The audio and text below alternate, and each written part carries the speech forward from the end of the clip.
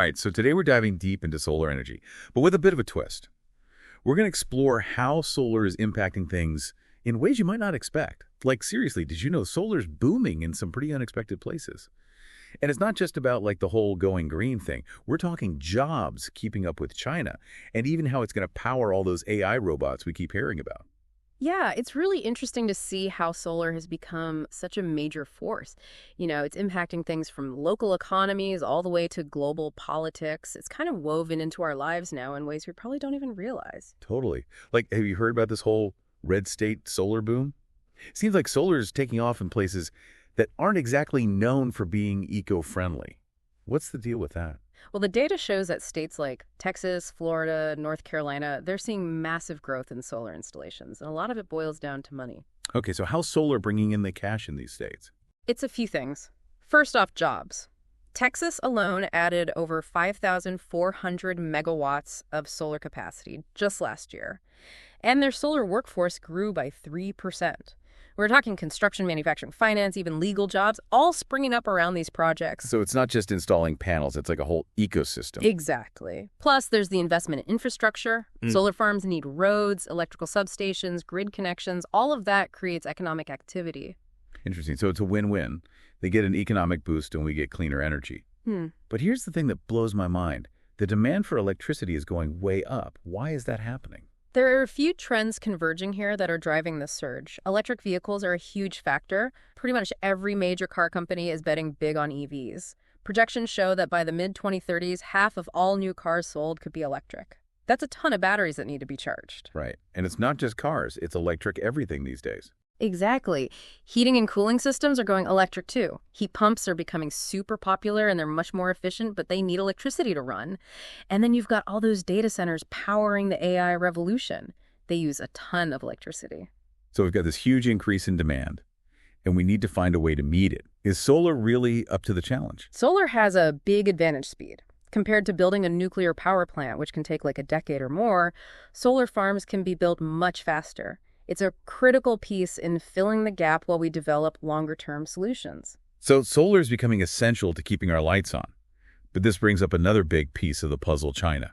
You can't talk about solar without talking about China. Definitely. China's dominance in making solar panels is a big factor in all of this.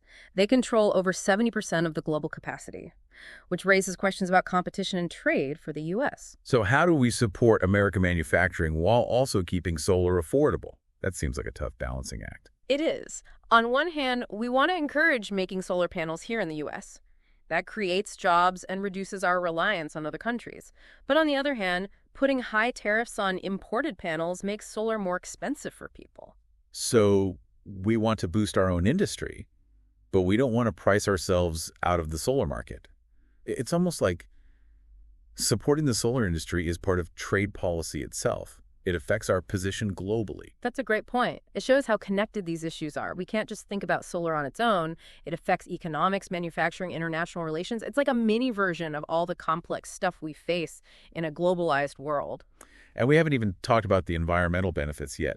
But before we get to that, I want to ask about this thing called the Solar Investment Tax Credit. It sounds like it's been a big deal for solar.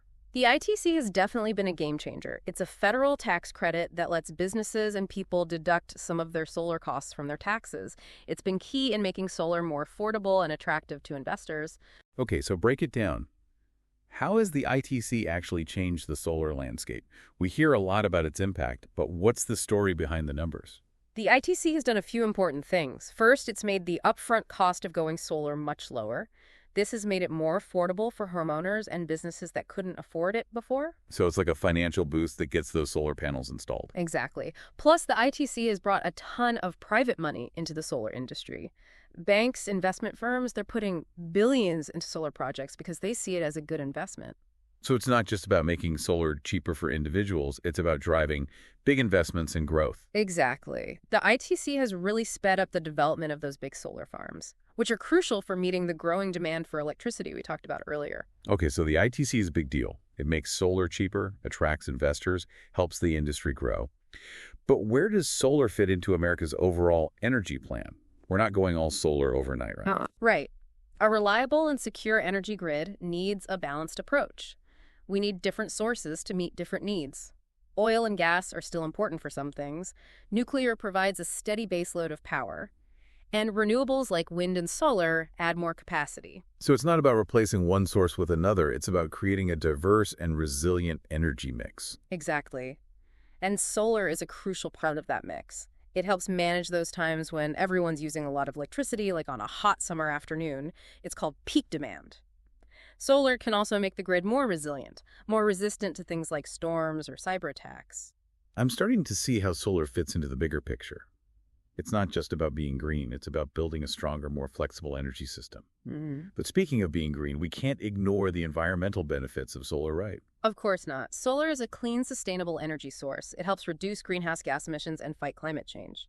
And even though there might be different opinions on how fast we should transition to clean energy, there's growing agreement that we need cleaner solutions. And solar is a big part of that. So we've covered a lot here. We talked about the boom in red states, the growing demand for electricity competing with China, the impact of the ITC and solar's role in the bigger energy strategy. It seems like solar is connected to almost everything these days. Yeah, it really is amazing how solar has become such a big deal. It seems like it's everywhere. Right. And it's not just about the practical stuff either. It's kind of like those old sci-fi movies with futuristic cities powered by the sun. Maybe they were onto something. You know, that's a good point because one of the most interesting things about solar is how it connects to national security. Oh, really? I hadn't Yeah. thought about that.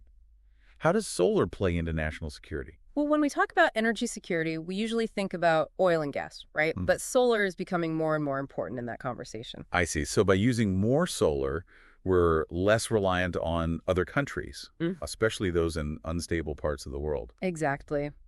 Depending too much on foreign oil or gas can be risky. Prices can change, supplies can be disrupted, and there's always political stuff going on. Solar helps reduce those risks. So it's like a safety net for our energy needs. Yeah, that's a good way to put it. It's about making our energy system more resilient, so we can keep things running smoothly no matter what's happening globally. Okay, that makes sense. It's like don't put all your eggs in one basket. Yeah.